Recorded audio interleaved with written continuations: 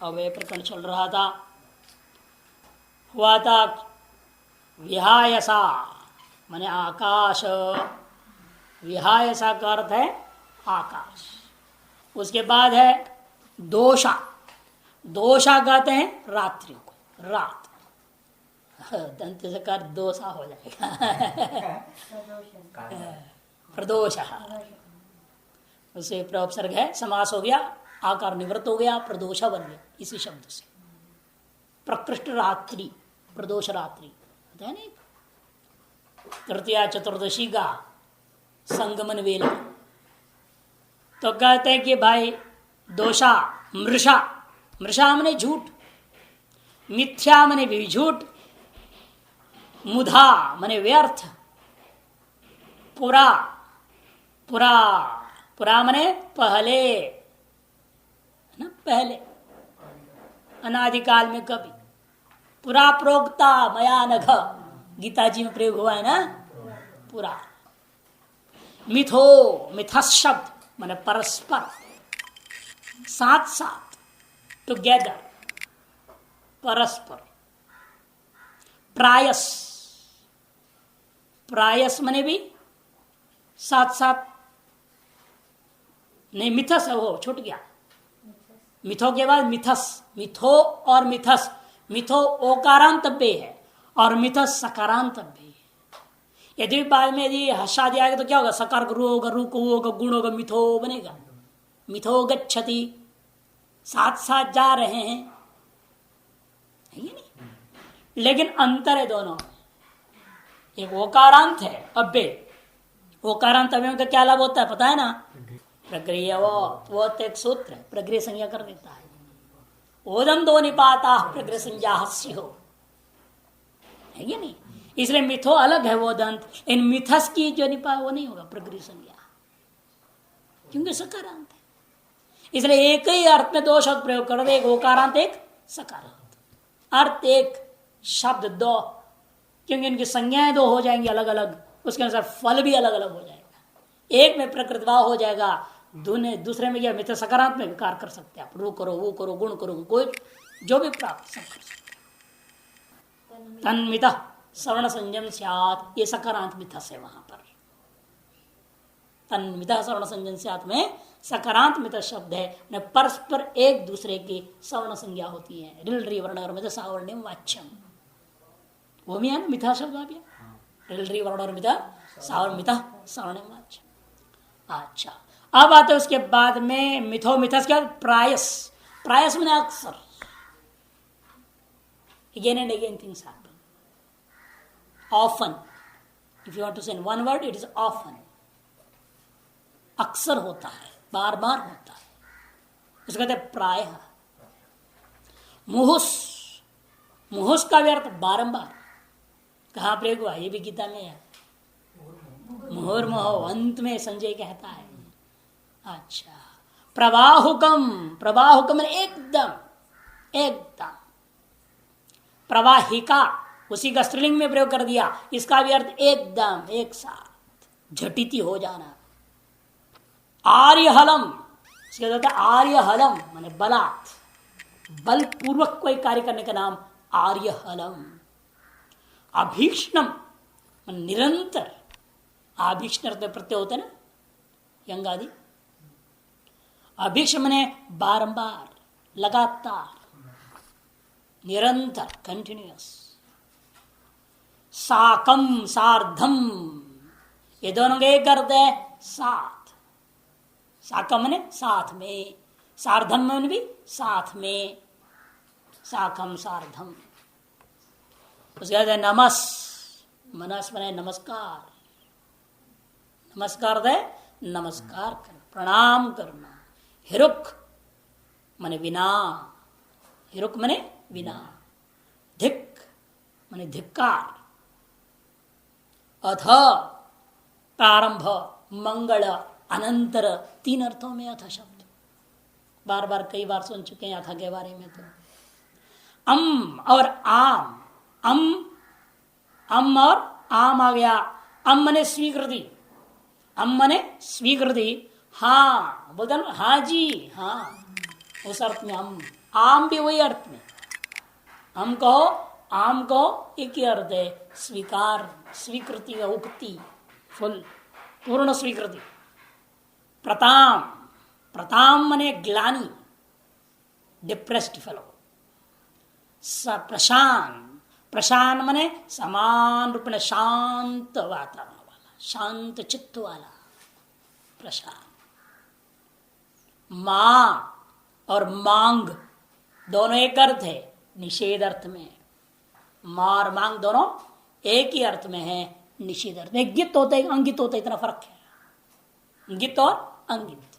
जिस पर आ और आंग में है ना, आ और आंग में आया था ना, गित भी होते हैं, अंगित भी होते हैं। वाक्य स्मरण और अंगित हो गया। अच्छा, प्रतान, प्रतान भी एक है, विस्तार।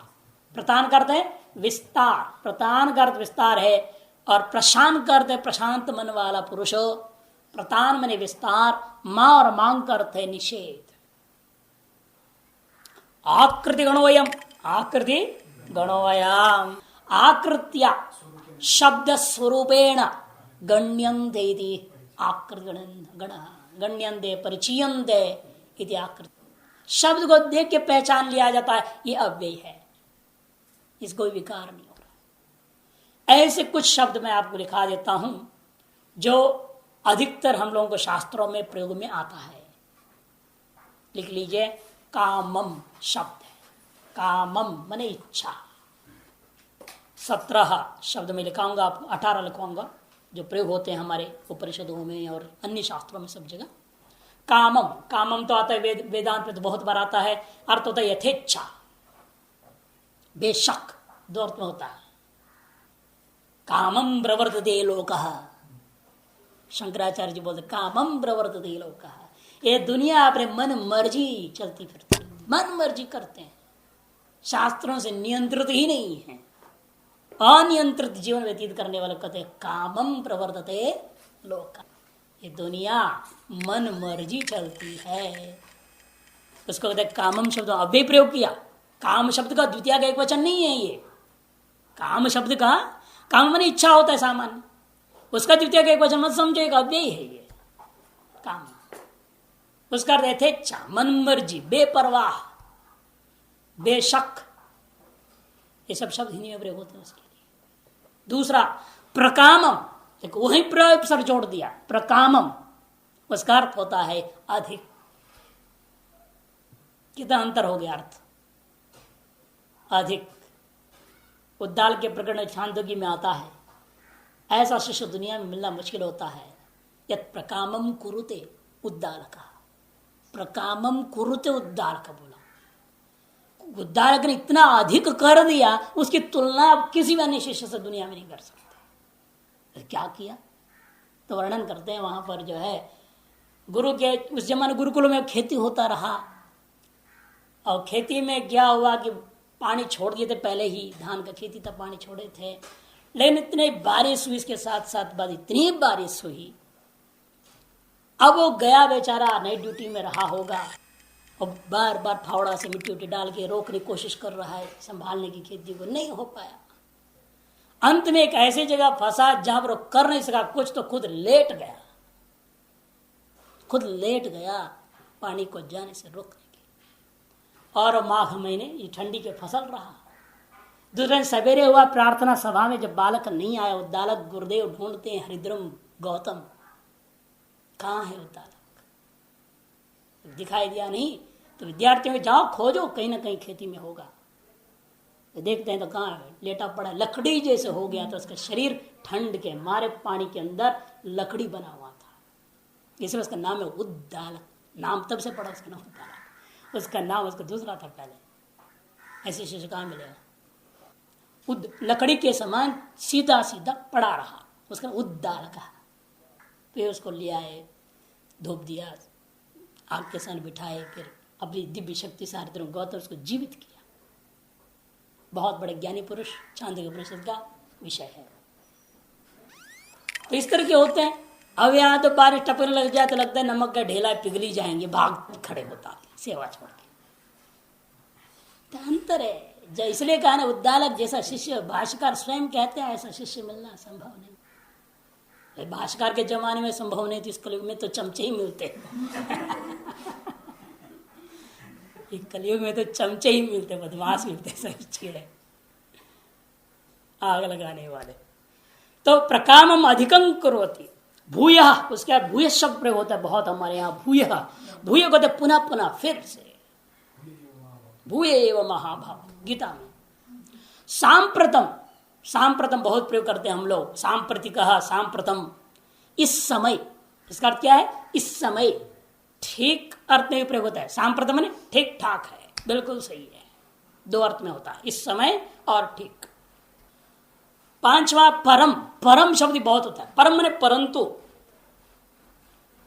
महाराष्ट्र में कीर्तनकार लोग बहुत सारे प्रयोग करते हैं, परम और अस्तु दो प्रयोग करते हैं बहुत। सुना है आपने कभी कीर्तन? नहीं, महाराष्ट्र में, महाराष्ट्र में बहुत होता है कीर्तन, वो लोग बार बार होते परम अस्तु, है कि नहीं? परम अस्तु, ये शब्द बहुत प्रयोग करते हैं। परम का मतलब होता है परंतु, ठीक है, किंतु, ऐसा बोलते हैं ना हम लोग भी हिंदी में, किंतु, ठीक है, किंतु, लेकिन, उसी अर्थ में होता है परम। साक्षात, अभी आपने शब्द सुना, साक्षात उपकारक, साक्षात शब्द बहुत प्रयोग होता है। साक्षात मतलब सामने दर्शन, सामने दर्शन, यत् साक्षात अप्रोक्षात ब्रह्म, बृहदारण्यकोपनिषद, साक्षात शब्द प्रयोग होता है, सामने दर्शन होना, किसी भी माध्यम के बिना दर्शन होना, उसका नाम साक्षात। प्रत्यक्ष भी इंद्रियों की जरूरत है बाबा, आंख चाहिए, प्रकाश चाहिए, कैसे करोगे दर्शन? जिसके लिए कोई माध्यम की जरूरत नहीं है, फिर भी दर्शन हो जाए जिसका, उसको कहते हैं साक्षात अप्रोक्षात, वही ब्रह्म, वही आत्मा। अच्छा, मंक्षु, मंक्षु, मंक्षु ये प्रयोग होता है, इसका अर्थ है शीघ्र। आशु, झटिति, झगिति, ये सब प्रयोग होते हैं समान अर्थों में। उसी अर्थ में आशु, झटिति, झगिति, वैदिक मंत्रों में आते हैं सब। झटिति, झगिति, ये सब शीघ्र अर्थ में, जल्दी, चार शब्द है। अवश्यम, एक अवश्यम शब्द अर्थ होता है अवश्य, मानतव्य है ये।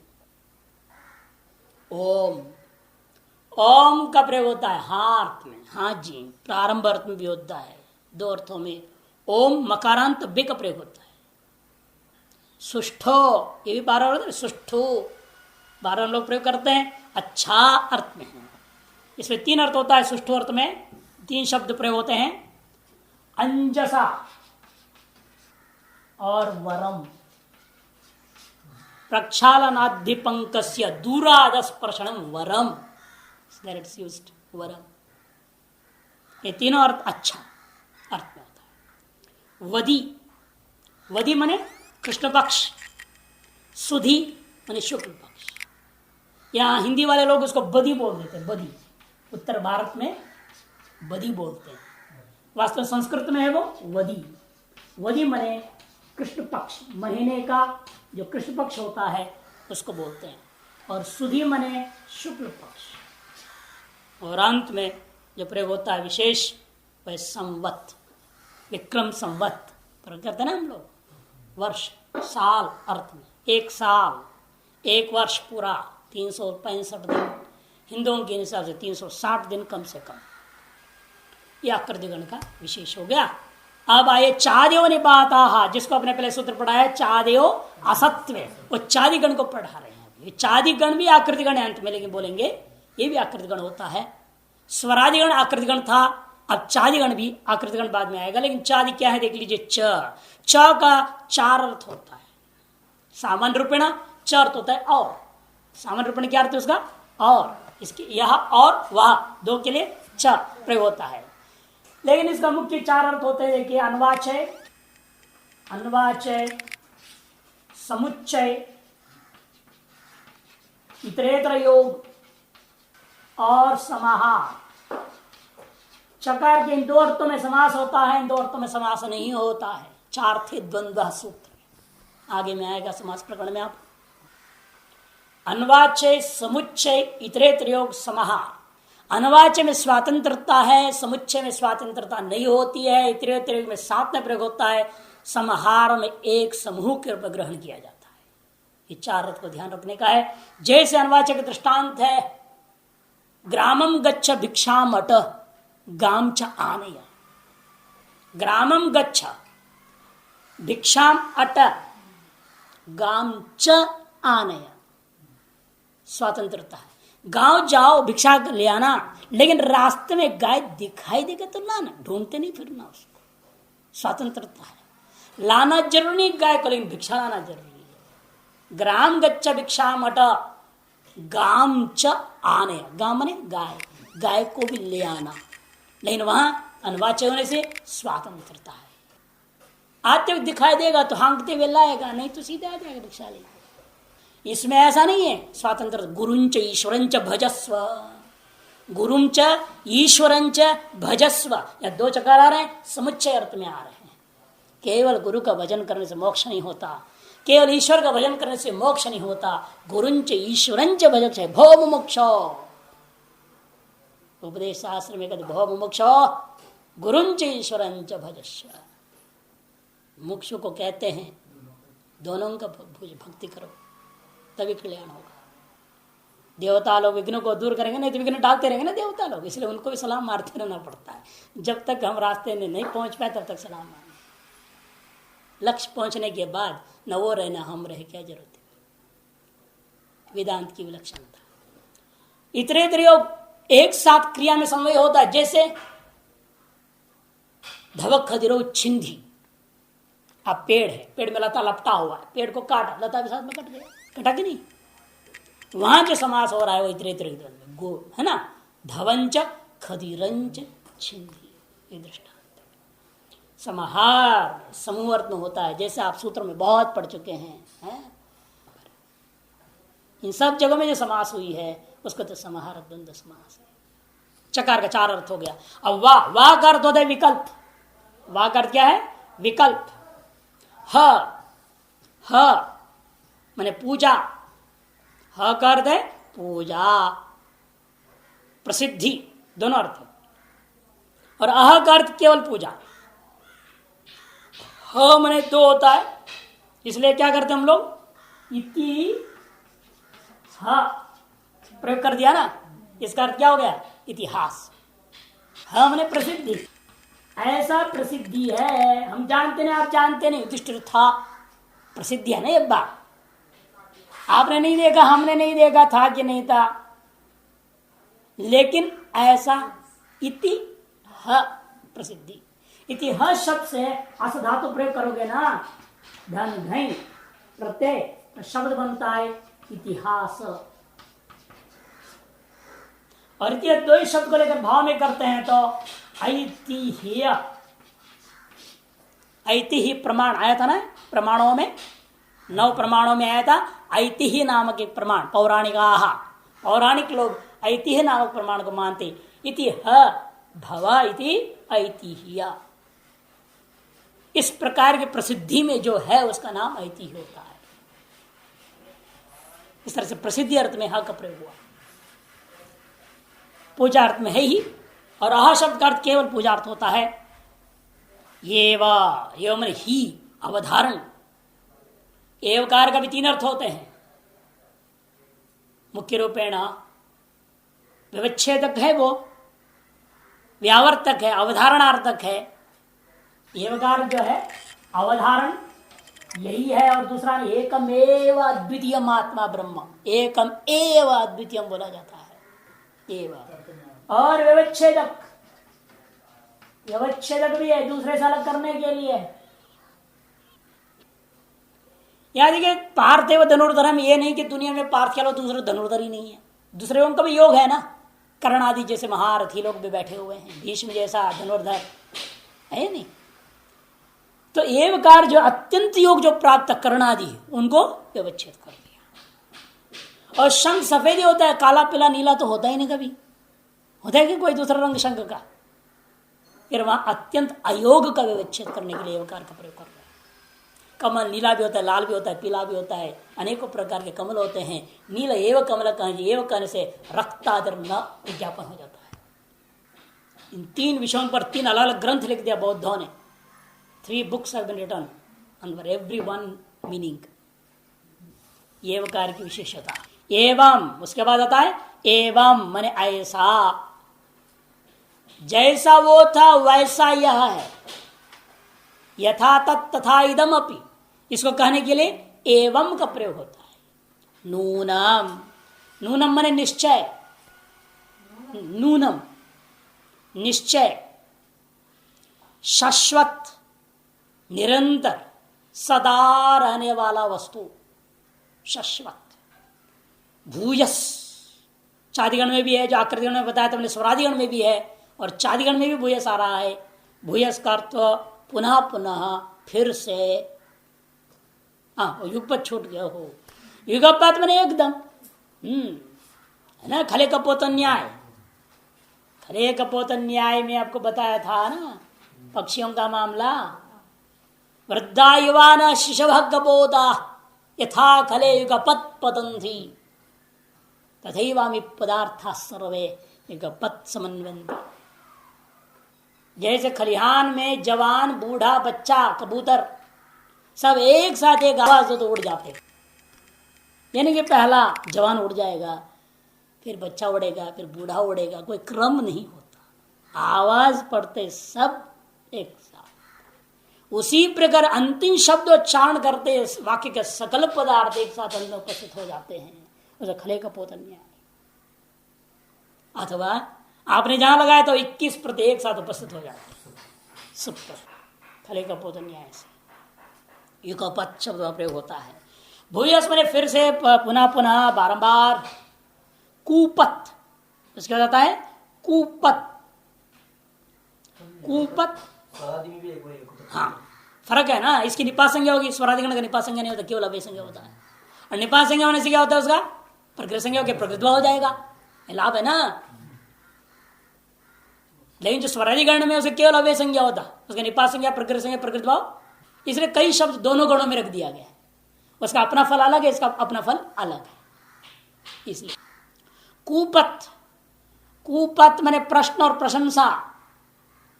सुपत का भी अर्थ प्रश्न और प्रशंसा, अधिक प्रशंसा भी। कुवित नेचेत, सुपत, सुपत नहीं था, कूपत के बाद कुवित सीधे। अच्छा कोई बात नहीं, कूपत सुपत कुवित, इन तीनों का लगभग एक ही अर्थ है। इतना अंतर है कि कुवित का अर्थ प्रश्न नहीं है, कुवित का अर्थ केवल प्रशंसा, अधिक प्रशंसा।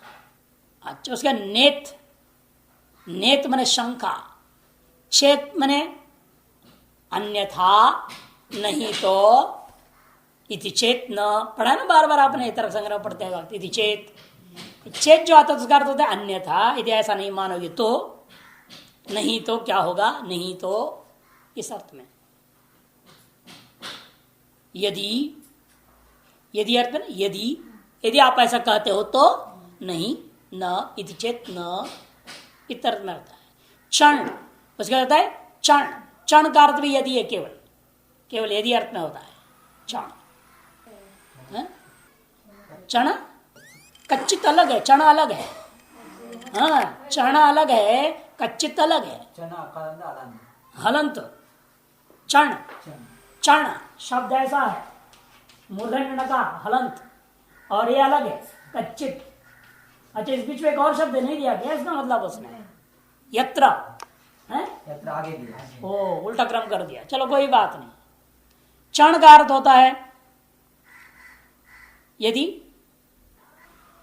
और कच्चित का अर्थ होता है प्रश्न, यत्र का अर्थ है जहां, गर्रा अमर्श, तीन अर्थ इसका। जहां, गर्रा माने निंदा, अमर्श माने असहन, तीन अर्थों में यत्र का प्रयोग होता है। क्षण कच्चिद यत्र, नह कच्चित प्रश्न अर्थ में है, नह, नह का निषेध पूर्वक आरंभ भी, न ह दो है ना इकट्ठे हैं, नह माने निषेध पूर्वक आरंभ अर्थ में होता है नह। हंत, हंत भो प्रयोग होता है, हंत हर्ष और विषाद दोनों अर्थ में विपरीत है, दोनों विपरीत अर्थ में ले सकते हैं। वाक्य के आधार पर निर्णय होगा, हर्ष अर्थ भी है और विषाद अर्थ भी, दोनों अर्थ, हर्ष और विषाद। न हंत माँ की मने वर्जनम, माकिन्म भी मर्जनम, नकी और नकिम मांग नहीं, यहां तक पूरा अर्थ की है वर्जन निषेध। आगे ना नकिम मांग नहीं तक, माकी से नहीं तक जितने भी शब्द है सब एक ही अर्थ है, निषेध, वर्जनम, निषेध करणम। यावत, यावत मैंने जितना, यावत तावत जितना उतना, उतना जितना है बोलते ना, जितना, यावत तावत मैंने उतना, त्वयि न्वयि, त्वयि न्वयि दोनों अर्थ, और जो क्रम उल्टा कर दिया, द्वय का अर्थ अलग है, इसे उसका अलग बाद में बोलूंगा। न वहां तक अंदर बीच में क्या है, न्वयि न्वयि, हाँ एक ही अर्थ तीनों का, वितर्क, त्वयि द्वयि न्वयि तीनों का अर्थ है वितर्क, वितर्क उल्टा तर्क देना, बार बार गलत तर्क देना, उसको वितर्क कहते हैं। अच्छा, रई, रई का अर्थ दो है, दान और आदर। आदर अनादर भी होता है, रई तो होता ही ऐसे प्रयोग में, अरे अरे अरे अनादर में होता है, रई नहीं होता। अरे अरे जो संबोधन है वो अनादर, रई संबोधन आदर के लिए होता है, वो अरे है, दूसरा है। या रई रई रई धातु है, रई शब्द धातु ही है, चतुर्ही तो दान होता है। उसके बाद श्रौषट, वौषट, स्वाहा, ये तीनों के तीनों देवताओं को हविष्य दान देने के लिए प्रयोग होता है। स्वधा पितरों को देने के लिए, ये भी देखो पहले भी आया था ना, ये स्वराधिगण में भी आया और इसमें भी आया। इसमें आने के कारण प्रकृति भाव का लाभ होता है, स्वधा पितृदान के लिए। वषट, ये भी देवताओं का हविर्दान देने के लिए। नुम है ना, नुम है ना, उसके बाद क्या दिया, तुम हलंत है, मांत है, तुम अर्थ में, तुम अर्थ हम लोग हिंदी में बोलते हैं तुम कहाँ गए थे, वो तुम अर्थ में, उसी अर्थ तथा ही, तो भी इसकी व्याख्या दो अर्थ में है। तथा ही मतलब जो पूर्व में कहा हुआ है उसी की व्याख्या बोलने के लिए तथा ही बोला जाता है, उसका व्याख्यान करने के लिए दो अर्थ है, तो भी और व्याख्या विस्तार। खलु दो अर्थ में, निषेध और निश्चय, निषेध और निश्चय। किला प्रसिद्धि अर्थ में, अथो अथ ये दोनों आरंभ अर्थ में, सुष्ठो अच्छा अर्थ में, स्म भूतकाल अर्थ में, आदह प्रारंभ और निंदा। स्म पाद पूर्ण के लिए प्रयोग हो जाता है, वाक्य की पूर्ति के लिए, वाक्य अलंकार के लिए, वर्तमान काल के लिए भी स्म प्रयोग कर देते हैं, वाक्य अलंकार में भी होता है। श्लोक की पूर्ति करनी हो तो स्म शब्द आप जोड़ सकते हैं, पाद पूर्ण बोलते हैं। पाद पूर्ण, वाक्यालंकार और भूतकाल, तीन अर्थ में। आधा का अर्थ प्रारंभ अथवा निंदा। अब एक बात कह रहे हैं, उपसर्ग विभक्ति स्वरूप प्रतिरूपकाश्च, उपसर्ग के प्रतिरूपक, विभक्ति के प्रतिरूपक देखने में उपसर्ग जैसे दिखाई देते हैं, लेकिन उपसर्ग नहीं है, अव्यय होते हैं। जैसे दृष्टांत यहां अवदत्तम, अवदत्तम, इसलिए अव देखने में उपसर्ग दिख रहा है, वास्तव में ये अव्यय है। विभक्ति के लिए दृष्टांत दे रहे हैं, अहम युहु, इसलिए जो अहम है देखने में क्या लग रहा है, अस्मत् पद का प्रथमा के एक वचन का रूप लग रहा है। विभक्त्यंत सुबंत अलग कर दिया हुआ, किसी भी चीज अलग कर दो, अवदान कर दिया आपने। जैसे हविष का अवदान होता है ना, बर्तन में हविष रखा हुआ है, एक हिस्सा निकाल के पात्र में ले लिया स्वाहा करने के लिए, उसको तो अवदानम, अवदत्त हवि अवदानम। अहंग्यो मैंने अहंकारी। अस्ति क्षीरा, देखो यहां तिंगन दिख रहा है, अस्थि ये सुबह जैसे दिख रहा है, और एक तिंगम जैसे दिखाई दे रहा है, दोनों के दोनों विभक्त्यंत जैसे लग रहे हैं, है या नहीं? लेकिन वो विभक्त्यंत नहीं है, किंतु अस्थि क्षीरा कहते उस गाय को जो दूध देने वाली गाय, दूध दे रही है गाय, ऐसी गाय को कहते हैं अस्थि क्षीरा, विभक्ति के स्वरूप वाले दृष्टांत।